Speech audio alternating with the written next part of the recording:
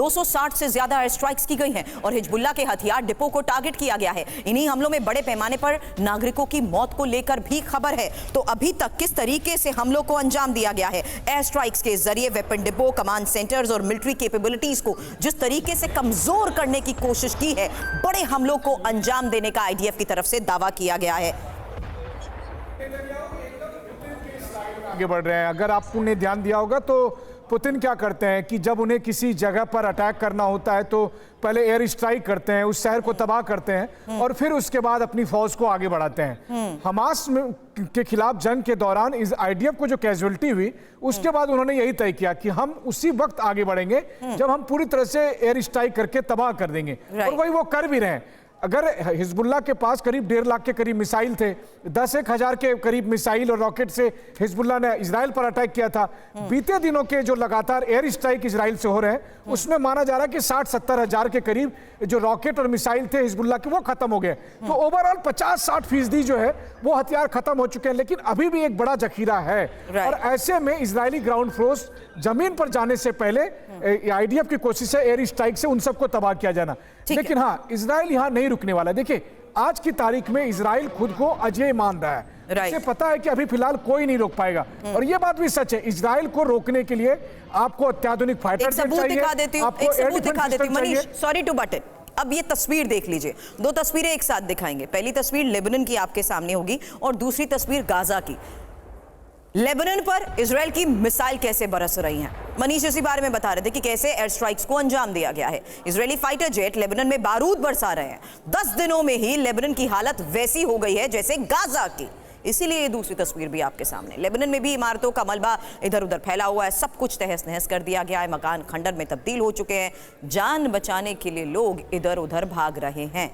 अब मध्य पूर्व के इसी तनाव को देखते हुए एक और बड़ी खबर आई है। अमेरिका से ये बड़ी खबर है और मध्य पूर्व में एयर डिफेंस में इजाफा अमेरिका करेगा। अब सुरक्षा के मद्देनजर पेंटागन क्या फैसला ले रहा है, समझना जरूरी है, क्योंकि अब अमेरिका जिस तरीके से मध्य पूर्व के इस हालात पर नजर बनाए हुए हैं, एक और बड़ी खबर आई है। सुरक्षा के मद्देनजर पेंटागन की तरफ से लिया गया फैसला क्या है, इंफॉर्मेशन आपके सामने होगी, क्योंकि मध्य पूर्व में एयर डिफेंस में इजाफा अमेरिका करेगा।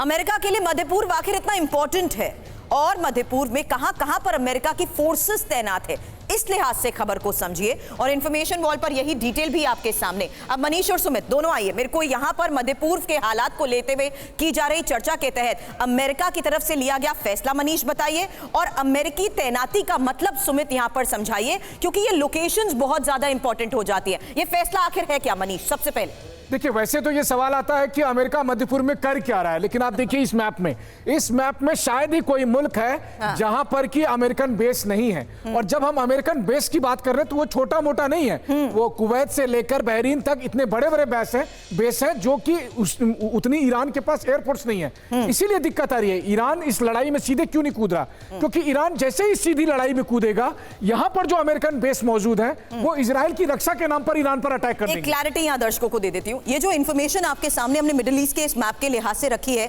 ये इंफॉर्मेशन है कि अमेरिका के कहां पर बेस है। यहां देखिए, तुर्की में इजमीर एयर बेस है। इसके अलावा 900 अमेरिकी सैनिकों की तैनाती सीरिया में है। इसके अलावा अल उदीद एयर बेस को लेकर खबर है जो कि कतर में है। साथ ही नौसेना सहायता केंद्र जिस तरीके से बहरीन में है, और कैंप आर्फजान को लेकर जो खबर है जो कि कुवैत में है। असद एयर बेस, अल हरीर एयर बेस जो कि इराक में है, अल धफरा एयर बेस को लेकर भी यहां खबर को समझना जरूरी है, क्योंकि ये यूएई में है। और थ्रूमेट एयर बेस जो इसकी लोकेशन है ओमान, और मुफाक सॉल्टी एयर बेस जिसकी लोकेशन हम यहां पर देख सकते हैं आती है जॉर्डन में। हालांकि साइट 512, ये क्लैरिटी इसलिए सुमित आपसे सवाल से पहले मैं दे रही थी क्योंकि यही इंपॉर्टेंट भूमिका हम देख रहे हैं मिडिल ईस्ट में अमेरिका की बदलती स्ट्रैटेजीज को देखते हुए। देखिए, सुरभि सिर्फ अमेरिका नहीं है इसमें एक और देश है जिसका नाम ब्रिटेन, और वो कहां बैठा है? यहां पर साइप्रस में। और सबसे इंपॉर्टेंट बात ये क्या है कि अगर अमेरिका को या किसी भी यूरोप की कंट्री को कुछ करना होगा तो ये सबसे इंपॉर्टेंट लोकेशन होगी। और अभी आप मानिए कि अमेरिका का, आप बहरीन कह लीजिए, कुवैत कह लीजिए, कतर कह लीजिए, ये डिप्लॉयमेंट यहां पर तो जरूर है, लेकिन इसका काम क्या है? इसका काम है कि अगर कहीं से भी कोई अटैक इजराइल के ऊपर आएगा तो उसको एक शील्ड प्रोवाइड करना। और यहां पर अगर आप देखें मेडिटेरियन सी के अंदर खासतौर पर, यहां पर भी अमेरिका ने, फ्रांस ने, कई ऐसे, यूके ने कई अपने शिप डिप्लॉय कर रहे हैं जो इजराइल के लिए एक सेफ गार्ड है। तो निश्चित तौर पर आप देखें कि अमेरिका की मौजूदगी सिर्फ और सिर्फ इजराइल को शील्ड प्रोवाइड कराने की है और अपने आप को एक उस इलाके के अंदर अपने मजबूत स्थान देने की है जो लगातार इस इलाके में